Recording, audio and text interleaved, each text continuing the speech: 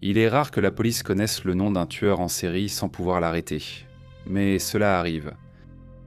Dans cette vidéo, nous allons examiner 3 tueurs en série qui ont été soit nommés, soit décrits avec précision, mais qui ont simplement disparu après avoir commis leur crime sans jamais être retrouvés. Où sont-ils, me demanderez-vous? Eh bien, c'est une très bonne question, et c'est une question à laquelle on ne peut pas répondre.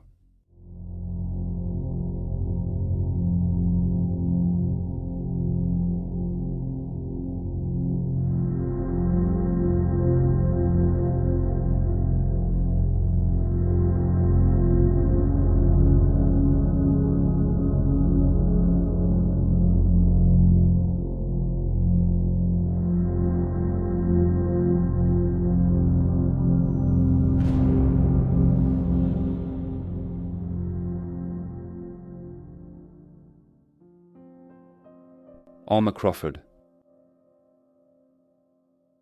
En 1971, la banlieue de Glenroy à Melbourne, dans l'État de Victoria, en Australie, a été sous le choc après que 4 membres de la famille Crawford ont été retrouvés morts au pied d'une falaise à Loch Lockhart Gorge, à Port Campbell.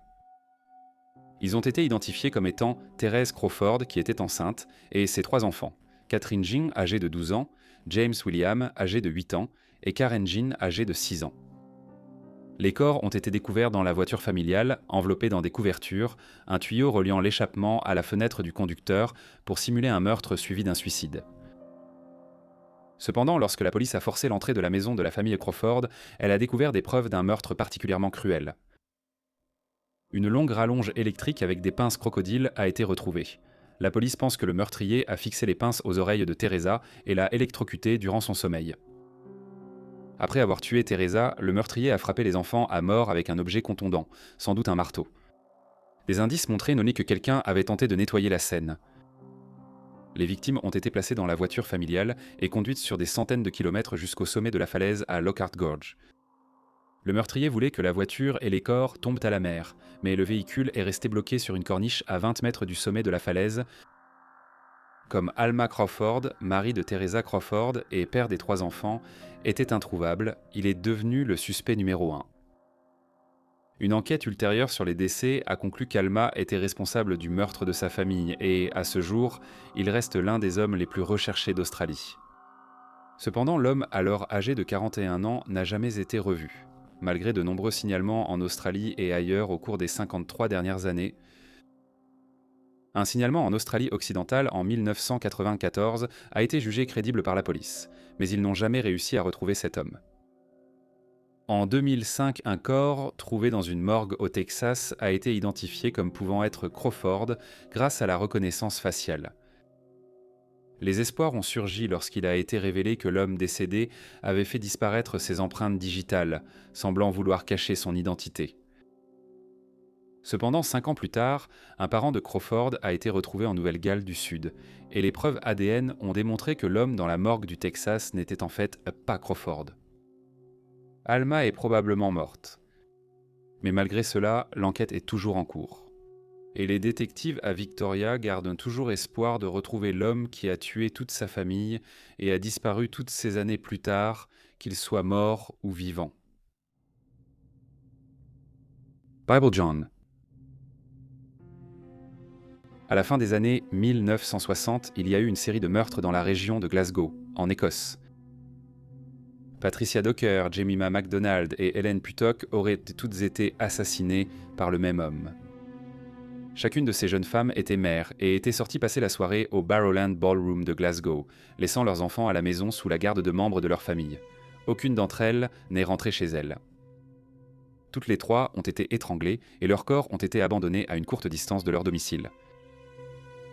Les meurtres ont effrayé les jeunes femmes de Glasgow, qui pensaient qu'un tueur en série sévissait, menant à la plus grande chasse à l'homme de l'histoire écossaise.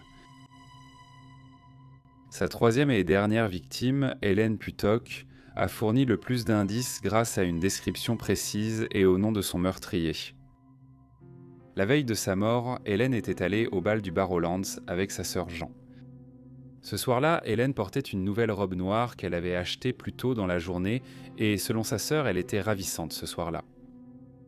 Helen avait 2 enfants de son mariage avec George Puttock, un caporal-chef dans le Royal Corps of Signals.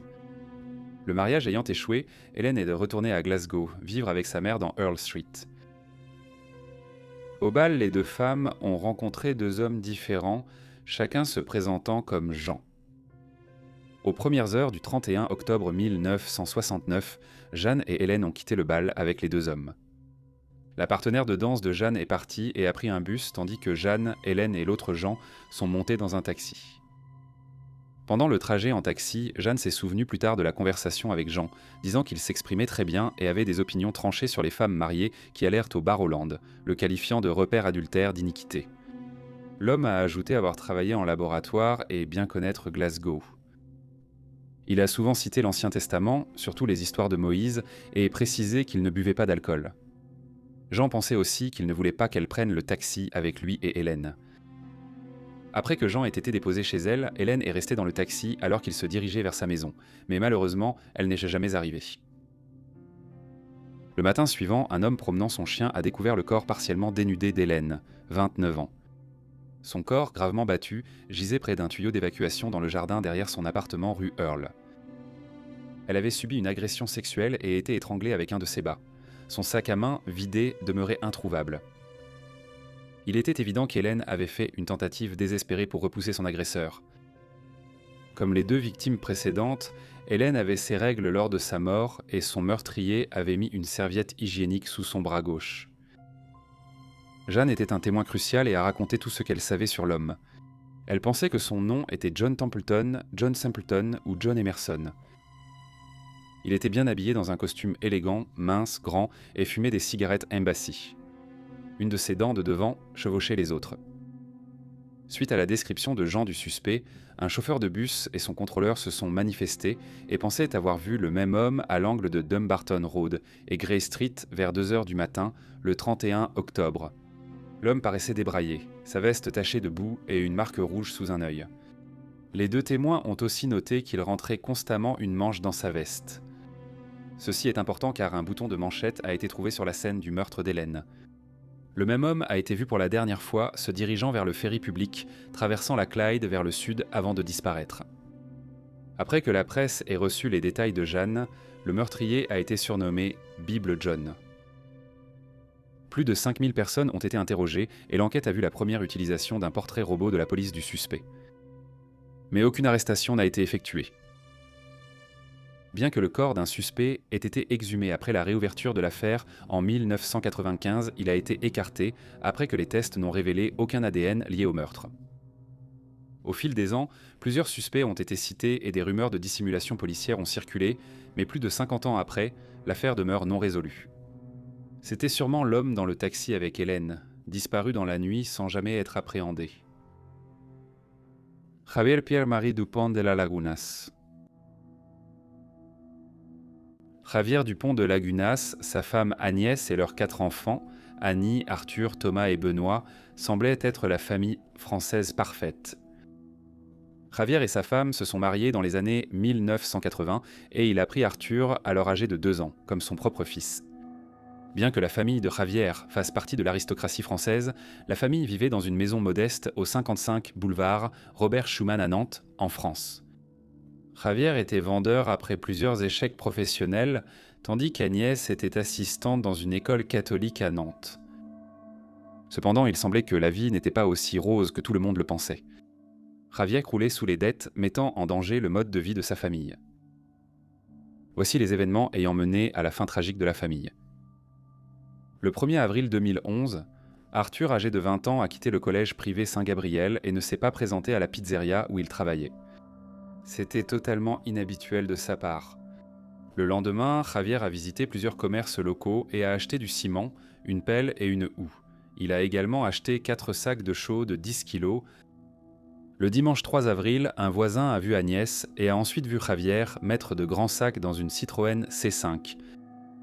Plus tard dans la soirée, Javier, Agnès, Annie, Arthur et Benoît ont dîné dans un restaurant local et sont allés au cinéma.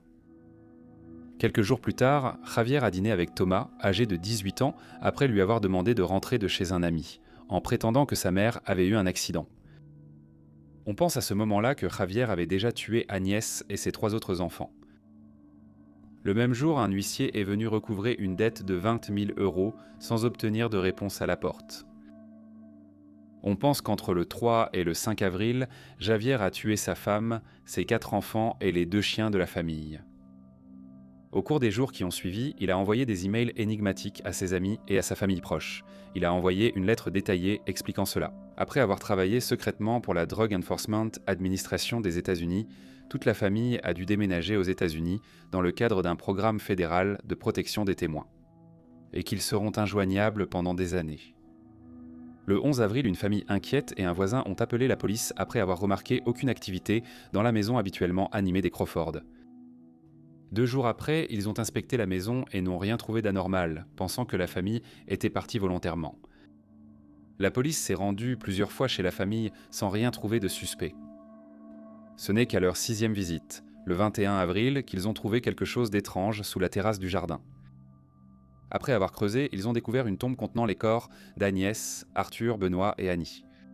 Les 2 chiens y étaient aussi enterrés avec un crucifix. Le corps de Thomas a été retrouvé dans une tombe séparée. Le corps de Javier n'ayant pas été retrouvé, la police l'a désigné principal suspect. Une autopsie a conclu qu'Agnès avait été tuée en premier, suivie des enfants qui avaient été drogués. 4 d'entre eux ont été abattus de 2 balles dans la tête pendant leur sommeil avec une carabine de calibre 22 long rifle équipée d'un silencieux. Les meurtres étaient vus comme des exécutions systématiques. Cependant, étrangement, il n'y avait aucune trace de sang nulle part dans la maison, et la police était perplexe quant à la façon dont quelqu'un pouvait tuer 5 personnes dans une maison sans laisser la moindre trace de preuve derrière lui. En fait, les enquêteurs n'ont trouvé aucune empreinte digitale ni aucun ADN de qui que ce soit, et il n'y avait aucune preuve matérielle impliquant Xavier. Bien qu'il n'y ait aucune preuve matérielle, la chasse à Xavier était lancée. Ils ont établi qu'il avait quitté la région et séjourné dans plusieurs hôtels où il a été filmé par des caméras de surveillance. À l'hôtel, il a laissé sa voiture sur le parking et a été vu portant un sac avec un objet long, possiblement le fusil des meurtres. Les enquêteurs ont longuement fouillé les lieux où Javier a été aperçu pour la dernière fois, sans retrouver sa trace, ce qui a poussé beaucoup à croire qu'il s'est suicidé dans une grotte isolée des montagnes du sud de la France. Cependant, un fait curieux s'est produit en juillet 2015, lorsqu'un journaliste de Nantes a reçu une photographie d'Arthur et Benoît.